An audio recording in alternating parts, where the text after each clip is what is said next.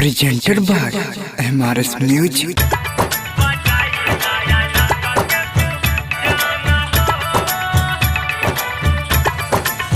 महिमा डीजे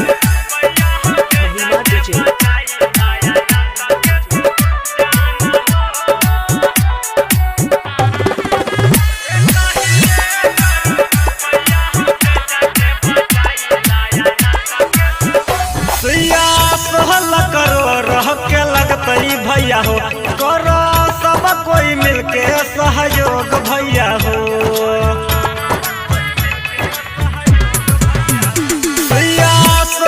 करो रह के लगतई भैया हो करो सब कोई मिलके सहयोग भैया हो लइका छई बिहार के शान हो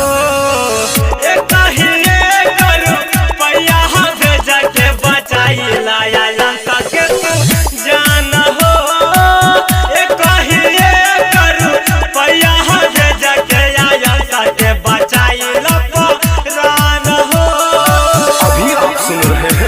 सौली चौक पाली से MRS म्यूजिक की शानदार प्रस्तुति।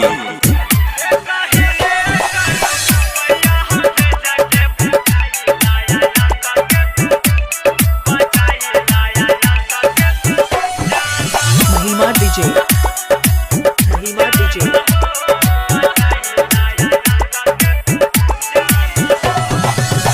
नील न कबनो हो फंड सरकारी लग गए बबुआ के रोग बड़ा भारी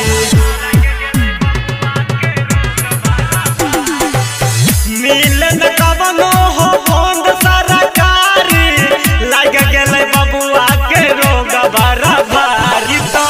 लई छ परीक्षा ना सान के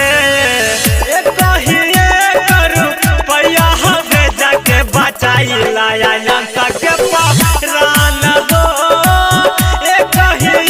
करो पैया भेजा के बचाई लाया जनता के तू जान हो।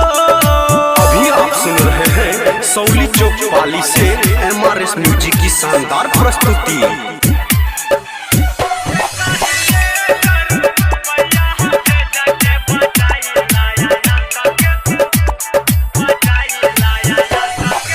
महिमा डीजे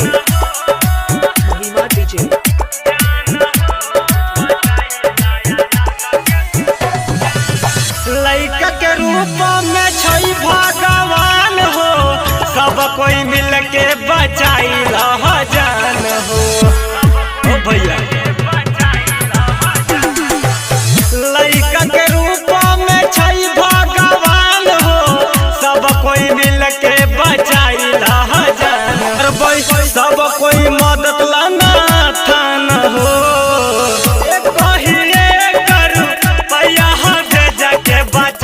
लाया जनता के पहरान हो एक ही करो पैया भेजा के बचाई लाया जनता के तू जान हो